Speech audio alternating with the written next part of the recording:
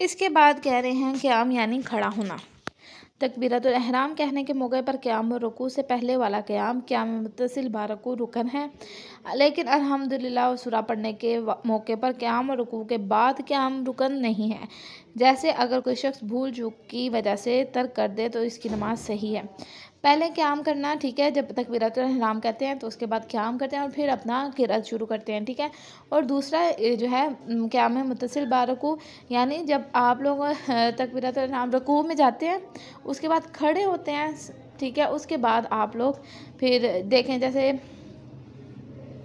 دوسری رکعت میں ہم نے کیا کرنا ہوتا ہے، قنوت پڑھنی ہوتی ہے، اس کے بعد ہم لوگوں نے کھڑے ہونا ہے، پھر رکوع میں جانا ہے اور پھر کھڑے ہو کے سجدے میں جانا ہے، رکوع سے ڈائریکٹ سجدے میں نہیں چلے جانا، ٹھیک ہے۔ یہ ہے قیام متصل با رکوع، وہ قیام جو کہ رکوع کے ساتھ جڑا ہوا ہوتا ہے، اس کا مطلب یہ ہے، ٹھیک ہے۔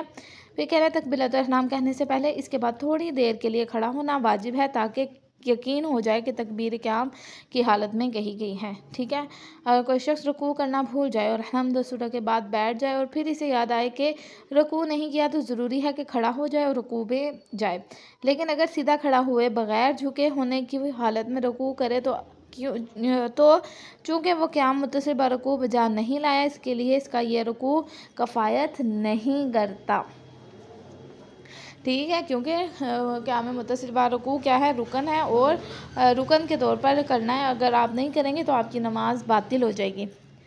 کہنا ہے جس وقت ایک شخص تکبیرۃ الاحرام یا قرات کے لیے کھڑا ہو، ضروری ہے کہ چل نہ رہا ہو اور کسی طرف نہ جھکے اور احتیاط لازم کی بنا پر بدن کو حرکت نہ دے، اختیار کی حالت میں کسی جگہ ٹیک نہ لگائے، لیکن اگر ایسا کرنا بے امر مجبوری ہو تو کوئی حرج نہیں ہے۔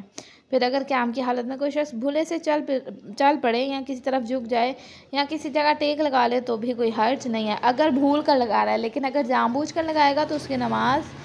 کا پھر شاید ہم کہہ سکتے ہیں اس کی نماز باطل ہو جائے گی، کیونکہ وہ جان بوجھ کے کر رہا ہے۔ انہوں نے کہا ہے کہ ہلنا جلنا نہیں ہے، ساکن حالت میں شرط ہے کہ ساکن حالت میں کہی جائے۔ اس کے بعد کہہ رہے ہیں کہ احتیاط واجب یہ ہے کہ قیام کے وقت انسان دونوں پاؤں زمین پر ہوں، لیکن یہ ضروری نہیں کہ بدن کا بوجھ دونوں پاؤں پر ہو، چنانچہ اگر ایک پاؤں پر بھی ہو تو کوئی حرج نہیں ہے۔ جو شخص ٹھیک طور پر کھڑا ہو سکتا ہو، اگر وہ اپنے پاؤں ایک دوسرے سے اتنے جدا رکھے کہ اسے کھڑا ہونا نہ کہا جا سکے تو اس کی نماز باطل ہے، بلکہ اگر کھڑا ہونا کہا جا سکے تب بھی احتیاط لازم کے نام پر ضروری ہے کہ پیروں کو بہت زیادہ کھلا نہ رکھے۔ پھر کہنا ہے جب انسان نماز میں کوئی واجب ذکر پڑھنے میں مشغول ہو تو ضروری ہے کہ اس کا بدن ساکن ہو، اور جب مستحب ذکر میں مشغول ہو تو تب بھی احتیاط لازم کی بنا پر یہی حکم ہے، اور جس وقت وہ قدرے آگے یا پیچھے ہونا چاہے یا بدن کو دائیں یا بائیں جانب تھوڑی سی حرکت دینا چاہے تو ضروری ہے کہ اس وقت کچھ نہ پڑھے، ٹھیک ہے۔ یہ چیزیں ہوتی ہیں جو اکثر پوچھی جاتی ہیں، آپ لوگوں کو یہ چیزیں اچھی طرح سے پتہ ہونا چاہیے کہ اگر کوئی آپ سے سوال کرتا ہے تو آپ کو یہ آئے۔ پھر کہنا ہے اگر متحرک بدن کی حالت میں کوئی شخص مستحب ذکر پڑھے، مثلا رکوع سجدے میں جانے کے وقت تکبیر کہے اور اس ذکر کے کس سے کہے کہ جس کا نماز میں حکم دیا گیا ہے تو وہ ذکر صحیح نہیں، لیکن اس کی نماز صحیح ہے، ضروری ہے کہ انسان بحول اللہ و قوتہ اقوم واقعد اس وقت کہے جب کھڑا ہو رہا ہو، ٹھیک ہے۔ یہ تو مشکل نہیں ہے کہ سمجھانے پڑھنے سے بھی آ جائیں گے، اگر پھر بھی کوئی سمجھ نہیں آئی تو آپ مجھ سے پوچھ لیجیے گا۔ ہاتھ اور انگلیوں کو الحمد پڑھتے وقت یا تسبیحات پڑھتے وقت بے اختیار اتنی حرکت کریں کہ بدن کے ساکن ہونے کی حالت میں خارج ہو جائے، تو احتیاط مستحب یہ ہے کہ بدن کے دوبارہ ساکن ہونے پر جو کچھ اس نے حرکت کی حالت میں پڑھا تھا دوبارہ پڑھے، ٹھیک ہے۔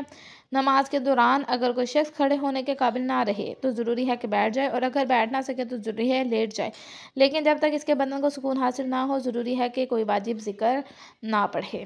کہہ رہے ہیں جب تک انسان کھڑے ہو کر نماز پڑھ سکتا ہو ضروری ہے کہ نہ بیٹھے، مثلاً اگر کھڑے ہونے کی حالت میں کسی کا بدن حرکت کرتا ہو یا وہ کسی چیز پر ٹیک لگانے پر یا بدن کو تھوڑا سا ٹیڑھا کرنے پر مجبور ہو تو ضروری ہے کہ جیسے بھی ہو سکے کھڑا ہو کر نماز پڑھے، لیکن اگر وہ کسی طرح بھی کھڑا ہو کر نماز نہ پڑھ سکتا ہو تو ضروری ہے کہ سیدھا بیٹھ جائے اور بیٹھ کر نماز کو ادا کرے۔ پھر کہنا ہے جب تک انسان بیٹھ سکے ضروری ہے کہ وہ لیٹ کر نماز نہ پڑھے، اور اگر وہ سیدھا ہو کر نہ بیٹھ سکے تو ضروری ہے کہ پہلو کے بل بیٹھ کر اس طرح لیٹے کہ اس کے بدن کا اگلا حصہ قبلہ رخ ہو۔ احتیاط لازم کی بنا پر ضروری ہے کہ جب تک دائیں پہلو پر لیٹ سکتا ہو بائیں پہلو پر نہ لیٹے، اور اگر دونوں طرف لیٹنا ممکن نہ ہو تو پشت کے بل اس طرح لیٹے کہ اس کے تلوے قبلے کی طرف ہوں۔ ٹھیک ہے، یہ حالتیں ہیں جہاں پر آپ اگر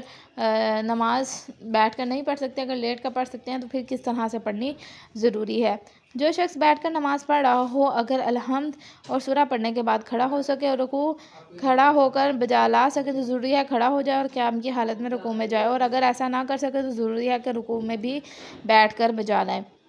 پھر کہنا ہے جو شخص لیٹ کر نماز پڑھ رہا ہو اگر وہ نماز کے دوران اس قابل ہو جائے کہ بیٹھ سکے تو ضروری ہے کہ نماز جتنی مقدار ممکن ہو بیٹھ کر پڑھے، اور اگر کھڑا ہو سکے تو ضروری ہے جتنی مقدار میں کھڑا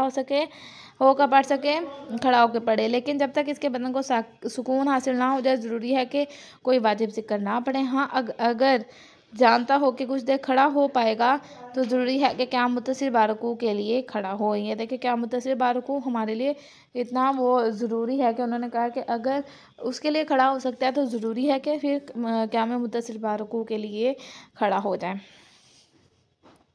پھر کہنا ہے جو شخص بیٹھ کر نماز پڑھ رہا ہو اگر نماز کے دوران اس قابل ہو جائے کہ کھڑا ہو سکے تو ضروری ہے کہ نماز کی جتنی مقدار ممکن ہو کھڑا ہو کر پڑھے، لیکن جب تک اس کے بدن کو سکون حاصل نہ ہو جائے کوئی واجب ذکر نہ پڑھے۔ ہاں اگر جانتا ہو کہ کچھ دیر کھڑا ہو پائے گا تو ضروری ہے کہ اگر کسی ایسے شخص کو جو کھڑا ہو سکتا ہو یہ خوف ہو کہ کھڑا ہونے سے بیمار ہو جائے گا یا اسے کوئی تکلیف ہوگی تو وہ بیٹھ کر نماز پڑھ سکتا ہے، اگر بیٹھنے سے بھی تکلیف ہو تو لیٹ کر نماز پڑھ سکتا ہے۔ اگر انسان آخری وقت تک کھڑے ہو کر نماز کی ادائیگی سے مایوس نہ ہو اور اول وقت میں نماز پڑھ لے اور آخری وقت میں کھڑا ہونے پر قادر ہو جائے تو ضروری ہے کہ دوبارہ نماز پڑھے، لیکن اگر کھڑا ہو کر نماز پڑھنے سے مایوس ہو اور اول وقت میں نماز پڑھ لے بعد ازاں وہ کھڑے ہونے کے قابل ہو جائے تو ضروری نہیں کہ دوبارہ نماز پڑھے۔ یہاں پہ وہ یہ کہہ رہے ہیں اگر ایک شخص ہے